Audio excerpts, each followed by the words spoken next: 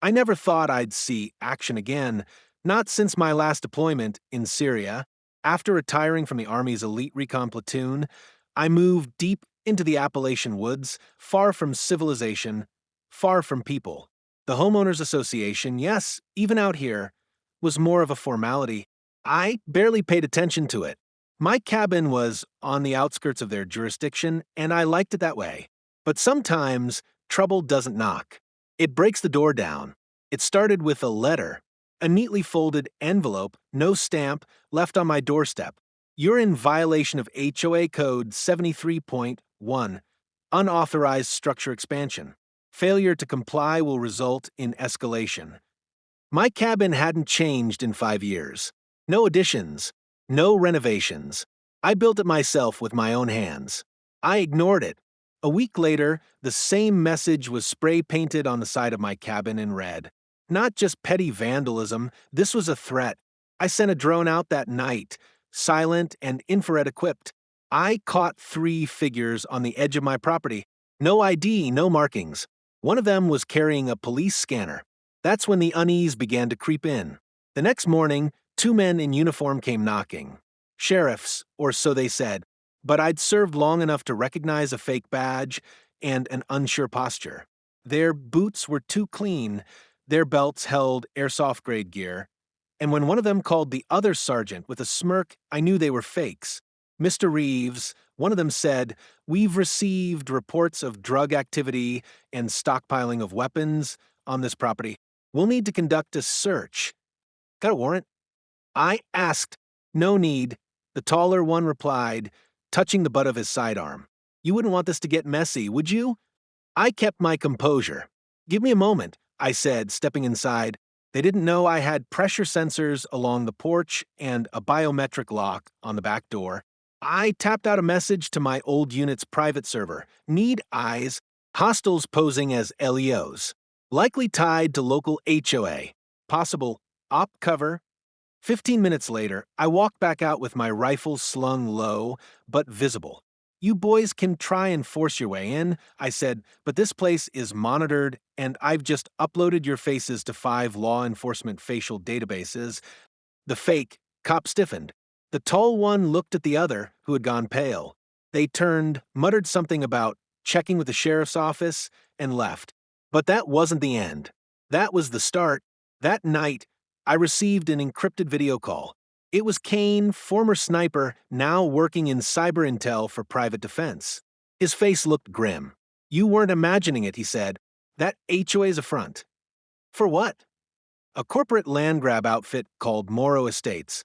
They use HOA bylaws as legal weapons to seize properties. But when that doesn't work, they escalate. Intimidation, vandalism, and, in rare cases, fake LEO raids. We've had our eyes on them. They forced out 3 veterans from this state alone. My blood ran cold. You're telling me this is sanctioned?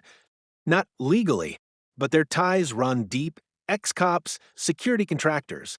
Some of them used to be ours. Traitors. Nothing hit harder than betrayal by someone trained under the same flag. We've been gathering intel for 6 months, Kane continued, but we haven't had a way in. Until now. I knew what he was asking. My cabin wasn't just my home, it was bait. The following week was a blur of preparation. I booby-trapped the woods with non-lethal snares, rigged trail cams, and set up motion sensors connected to Kane's servers. We created a honey trap, a fake shipment of classified documents encrypted in a laptop left in view through the cabin window, just enough bait to draw them out. On the 3rd night, they came, 6 of them. Dressed in tactical gear, fake DA patches, carrying suppressed rifles and lockpicks. They moved like amateurs trying to mimic special forces, but their formation was sloppy. I watched from the crawl space beneath the cabin, earpiece live with Kane and Madsen, our drone tech. They've split. 3 in front, 2 in back, 1 watching the road. Madsen whispered, "You're green for engagement." I waited until the front door was breached. The fake cops stormed in with military-style commands, shouting clear, even though no one was upstairs. That's when I made my move. I hit the back door quick and silent, catching the rear team by surprise. A flashbang dropped at their feet took care of them. Non-lethal, but enough to knock them out cold. Kane's voice crackled in my ear. Front team is inside. Drone shows no heat signatures beyond them. Go. I kicked to my own door.